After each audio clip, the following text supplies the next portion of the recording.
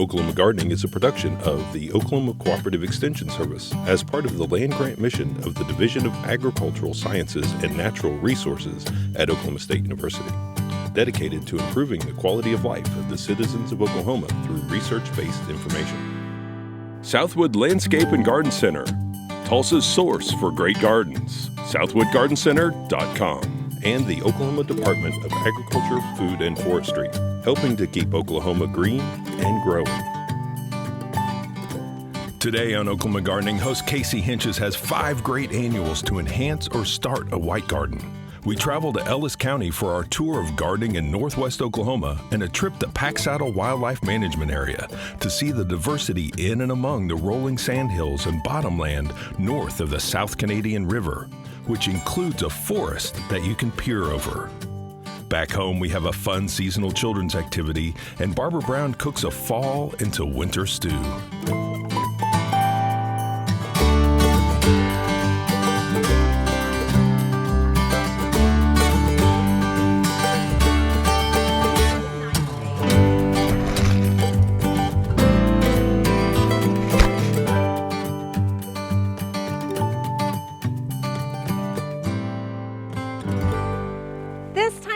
Is a great time to evaluate your garden. It's a time to take a look and see what you liked about your garden and want to continue next year, and maybe what you didn't like or what didn't work and you want to change for next season.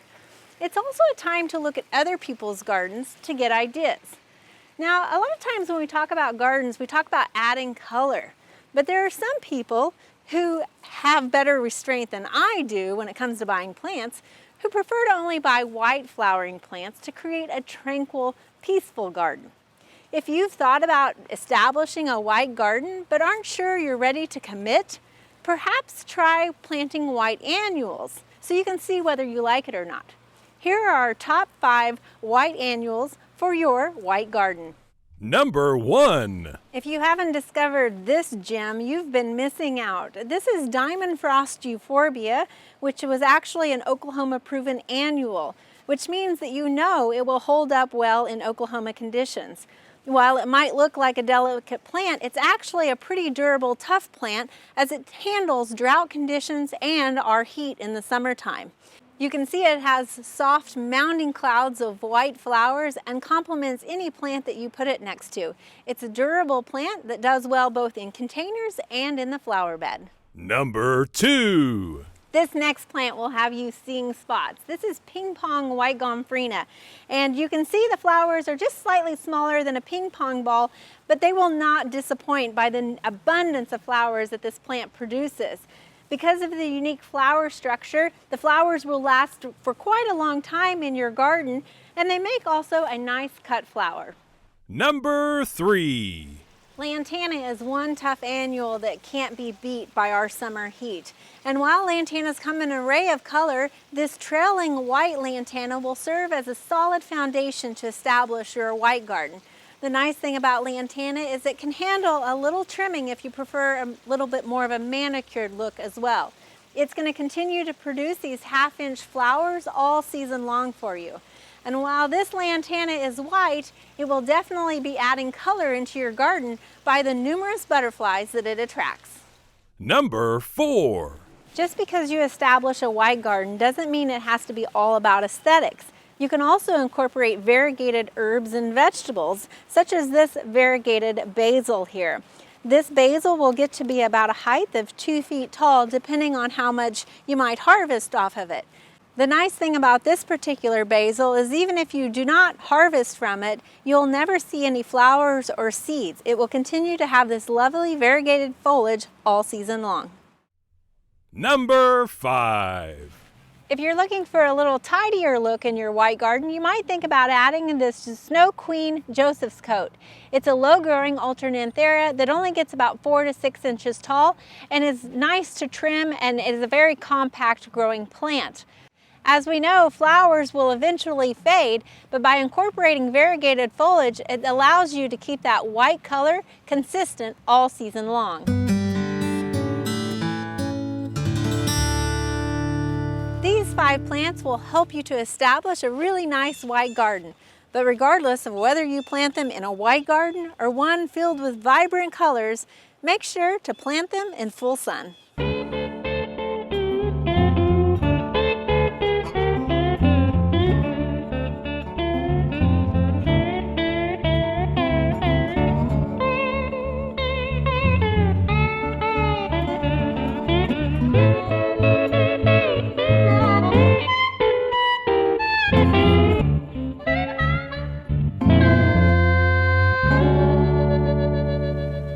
In southern Ellis County, and we came out here to talk with Dr. Dwayne Elmore, our wildlife extension specialist, about the soil and the ecology that we're finding in western Oklahoma. And just in this small area, there's a lot of range. Can you tell us about it? Yeah, one of the things I think is so interesting about Oklahoma is how diverse the state is in plant composition as you move from east to west. And that's driven by climate and soils primarily. And even in a small area like here where we're at in Ellis County, you can see tremendous variation. We're standing in a moderately sandy site here, and we have lots of sand sagebrush, Artemisia filifolia, which grows in sands. But if you get into some of these tighter soils, you'll start to pick up mesquite, which is in our background, and it just transitions tremendously, even going on the north side of the river versus the south side of the river. So you were talking about the sand. We've got a little bit here. It's kind of a sandy soil, but let's talk more about it as far as what we're going to see in some of the other. Yeah, so we're going to go to where shinnery oak grows soon, and that'll be a really coarse sand. It'll look very different, and the plant community, plant composition will be totally different. You'll have some overlap, but instead of being dominated by the sand sagebrush and patches of mesquite, we'll be in this clonal low-growing oak. Okay, so does this retain a little bit more moisture for these plants here versus the thicker granular sand? Yeah, you'll often have more moisture in the immediate surface, but even those deep sands, if you dig down 6, 8, 10 inches, there's an amazing amount of subsurface moisture. So in those plants, the sagebrush and particularly the shinnery, they have extremely deep root systems where they're able to tap into those reserves during periods of drought out in western Oklahoma. Okay, and we have the Artemisia behind us here. It's a beautiful silvery plant like our Artemisia that we find a lot of times in our garden, but a little bit different. Can you tell us about this plant? So this is a little unique amongst Artemisia because a lot of them do not resprout if they're top killed, but this particular one does, so it's very fire adapted. And it would have to be to exist in this landscape, which is very fire prone. So this plant, actually you wouldn't know it, but it was burned less than 3 years ago. So this is less than 3 years growth following a prescribed fire. And so it's readily adapted to fire, has a beautiful, delicate structure, and there's a lot of wildlife species that rely on it. We're hearing casting sparrows all around us, which is a shrub obligate sparrow that really use this plant for nesting. Okay, and then behind us we have a clump of a plant that I kind of recognize. We use it in the landscape a lot, actually. This is sumac. Yeah, aromatic sumac, and it's a clonal. It'll form these small isolated clumps that are usually a couple of yards or maybe 20 yards across. It's dense foliage, provides a lot of shade. So again, there's certain wildlife that really rely on it. Bobwhite quail really use this plant during the summer for shading when it's real hot. And of course it produces a fruit that lots of species use for food during the fall. Well, let's go find some of those other plants and some of the other soils that you mentioned. Okay.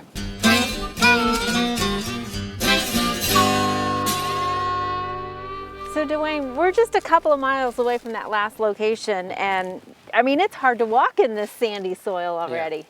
Can you tell us about what we're seeing different here because of the soil? So these are very deep sands, and while we think of soil often having different distinct horizons, like an organic layer, an A horizon, a B horizon, there's not a lot of structure here. It's just kind of deep sands for many, many feet deep, in some places maybe 30 feet deep.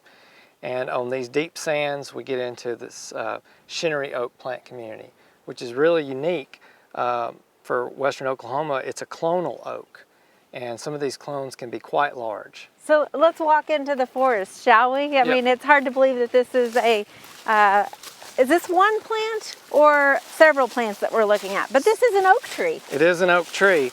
We're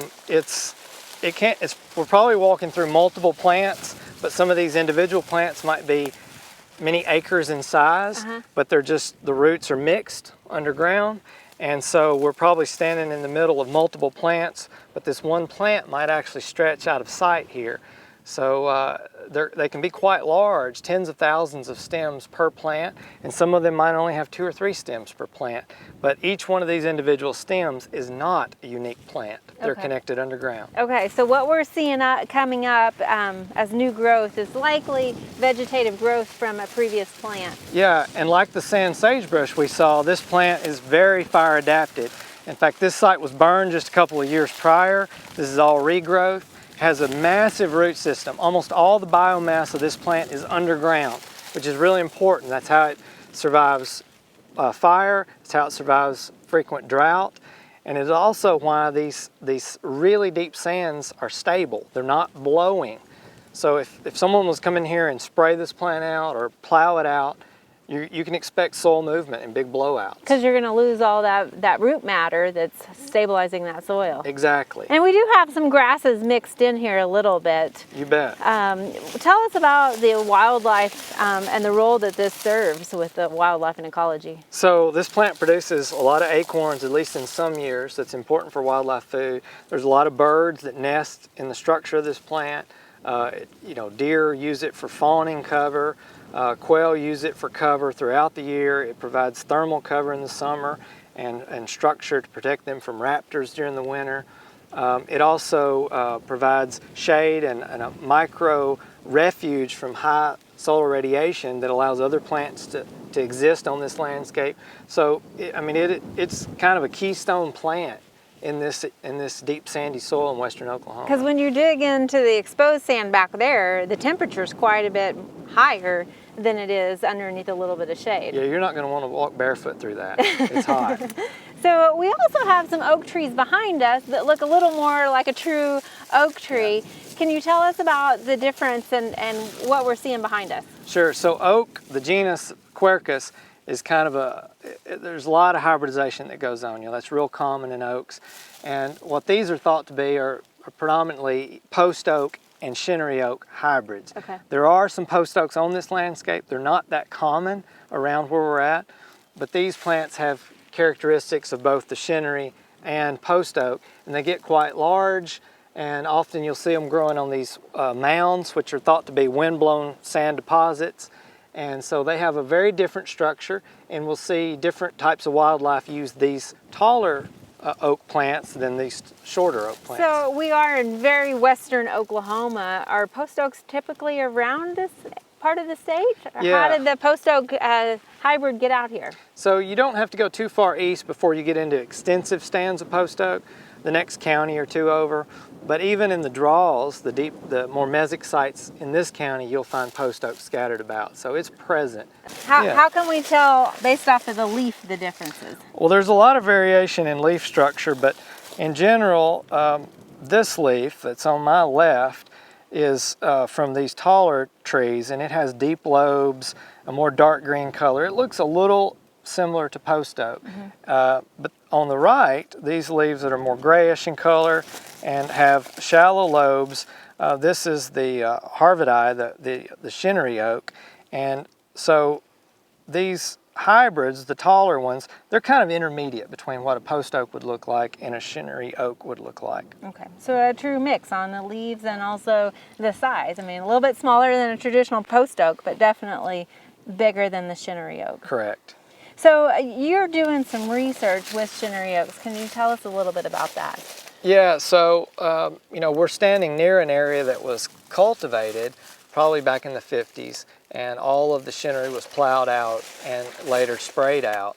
And so that didn't work so well for a lot of people that tried it, and they had big soil erosion, blowouts, and so that was subsequently put into perennial grass, an exotic perennial grass, to try to stabilize the soil. But on this particular property and other properties like it, there's interest of landowners to bring the native plant community back, not only for the soil holding capacity, but also for the wildlife benefits.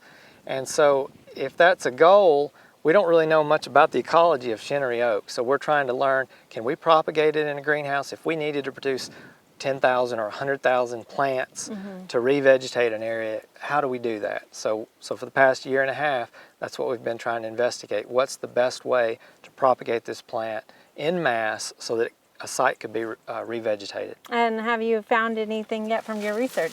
Yeah, so we've learned that we can do it both vegetatively by taking rhizomes, or we can also take acorns and germinate those. The acorns so far have proven the best as far as getting the highest survival. We've found that by cold stratifying those acorns, we get a much higher germination rate, and by not having any shade over those seedlings, we have much higher survival, which is typical with a lot of oaks, that they need a lot of sunlight during the early years of their growth. All right, so one last question about shinnery oaks. What's kind of their range? I mean, we're in western Oklahoma. How far do they go? All the way into New Mexico. We've got research going on actually near Roswell, New Mexico, and there's a lot of shinnery in that country. So it's basically eastern New Mexico, historically across the panhandle of Texas, and into western Oklahoma. All right, well, thank you for sharing this with us. You bet.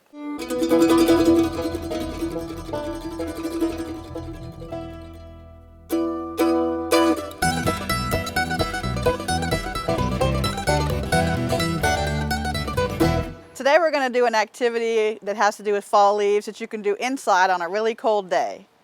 What you're going to do is you're going to take a coffee filter and you're going to trace a leaf design. I just got this one off the internet and I blew it up big enough that it'll fill most of a coffee filter. So you just put the coffee filter on and you can see the leaf through it.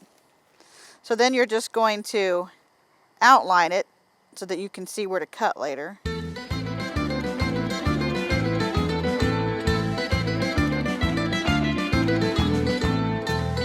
Alright, so now we know where the leaf's going to be. And we could just cut it out using scissors.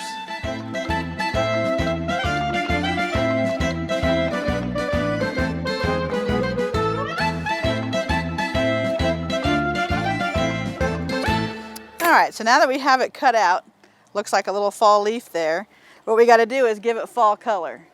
So since the fall colors are purples and oranges and yellows and reds, we're going to take some fall colored markers, and all they have to be is watercolor markers. So you can use any brand as long as they're watercolor, so that way they'll bleed, because we're going to spray water on them. So you can do just little dots, whatever colors you want. Doesn't have to be perfect. Okay, so I got some red. I'm going to add some orange. Maybe some yellow. And I like purple, so there's a little bit of purple on leaves sometimes. So once you get all your colors placed, now comes the fun part. So what we're going to do is we're going to take water and we're going to spray it on there. And that's going to make the colors bleed.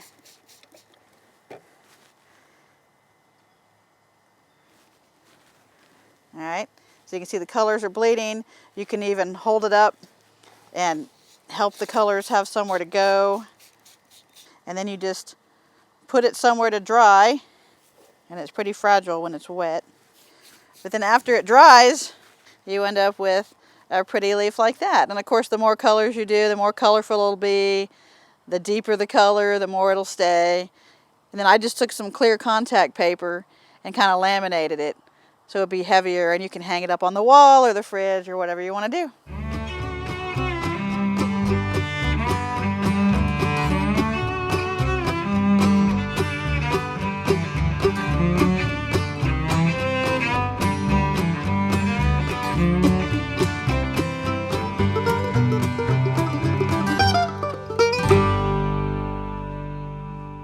So Dwayne, we're a few miles from the second location, and again, the ecology seems to change. What do we have around here? So we've gotten into a much tighter soil. There's not as much sand here, so there's very little sand, sagebrush, and very little shinnery oak. And now we're mostly a mixed grass prairie, and even on the tops of these ridges, it's mostly short grass prairie with a lot of buffalo grass and blue grama. And there's also some really unique shrubs like this acacia And you know, we don't typically think of some of these plants occurring in Oklahoma, but when you get on these really shallow soils on the tops of these ridges where there's been a lot of erosion over thousands of years, it's extremely arid, and we get very unique plants. In fact, we had to climb up a little bit of an embankment, and I wasn't even sure whether it was rock or just hard packed soil. But... Yep.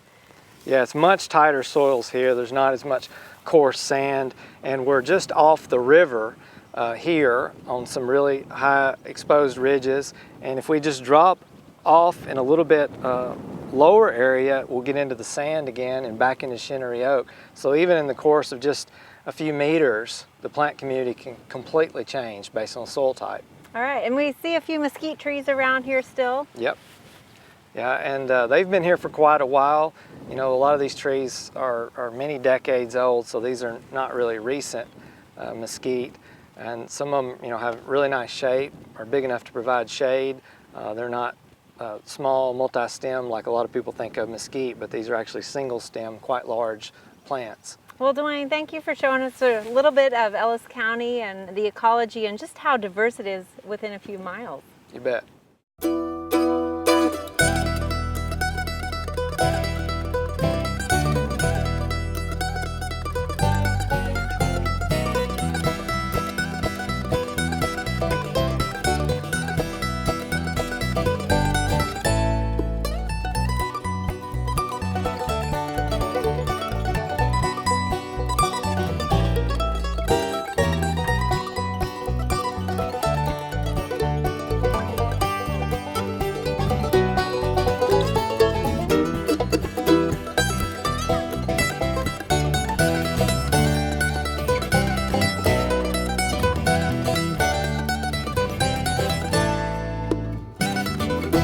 Today we're doing fall into winter vegetables.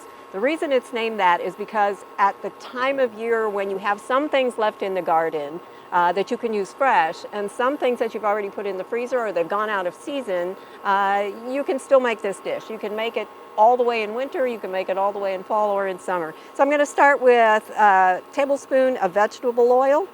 Put that in there, and I think my pan is plenty hot, so I'm going to add to that 1 onion that I've chopped. I'm using a yellow onion.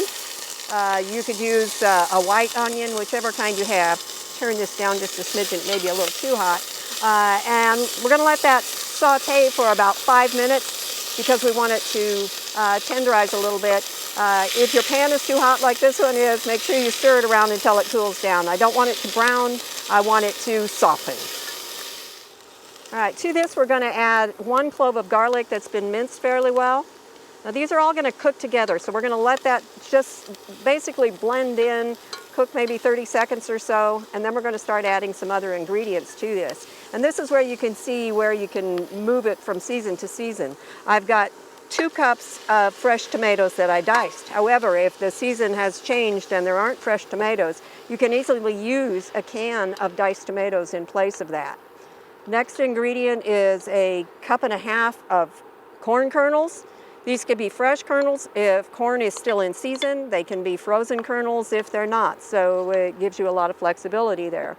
The next ingredient is a zucchini, or 1.5 to 2 cups of sliced zucchini. This again could be fresh. If the season has changed, it can easily be frozen. So we're just going to stir all those together. And then the seasoning on this is about 1/4 teaspoon of chili powder and a dash of cayenne pepper. Now you notice I didn't put any salt in it. This is one of those ingredients or one of these dishes where it kind of depends what ingredients you started with. If you started with canned tomatoes that had salt in them, then you're going to maybe not need to add any. Otherwise, the way I've done it where it might need some, we'll let folks add their own, or you can taste it before you serve it and see whether or not the salt is needed at that point. I'm going to bring this up to a simmer, put a lid on it and let it simmer for about 15 minutes. And then it's going to be ready to eat. Look at that. It's done. You can cook it as long as you want. If you want the zucchini more tender, you could do that, because this is one of those recipes where if something has leached into the liquid, it's okay. We're not going to throw it out. We're going to go ahead and eat everything here. And that's what the bread that you serve with this is actually for. This is, again, something you're going to taste. as we do with most things along this line, to make sure that the seasoning is good before you serve it. But this is fall into winter vegetables. I hope you'll give it a try. For Oklahoma Gardening, this is Barbara Brown.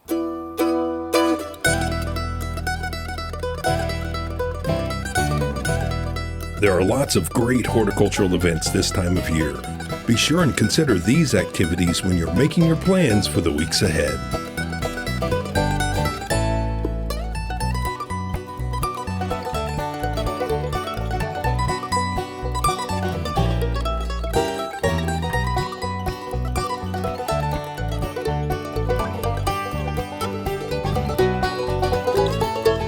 Next week, we stop into Tulsa, Oklahoma to let gardening guy Paul James bark at us. There's a quick stop on our tour of Northwest Oklahoma to see how settlers utilize native sod as a building material. And we continue with a grassy theme to see modern advancements in turfgrass breeding and high-tech sod production. We hope you join us then for more TV you'll grow to love. To find out more information about show topics, as well as recipes, videos, articles, fact sheets, and other resources, including a directory of local extension offices, be sure and visit our website, oklahomagardening.okstate.edu. And we always have great information, answers to questions, photos, and gardening discussions on your favorite social media as well. Join in on Facebook, Twitter, and Instagram. You can find this entire show and other recent shows, as well as individual segments on our Oklahoma Gardening YouTube channel. And tune in to our OK Gardening Classics YouTube channel to watch segments from previous hosts. Oklahoma Gardening is produced by the Oklahoma Cooperative Extension Service as part of the Division of Agricultural Sciences and Natural Resources at Oklahoma State University. The Botanic Garden at OSU is home to our studio gardens, and we encourage you to come visit this beautiful Stillwater jewel. We wish to thank our generous underwriters, Southwood Landscape and Garden Center, and the Oklahoma Department of Agriculture, Food, and Forestry. Additional support is provided by Pond Pro Shops, Greenleaf Nursery and the Garden Debut Plants, and the Oklahoma Horticultural Society.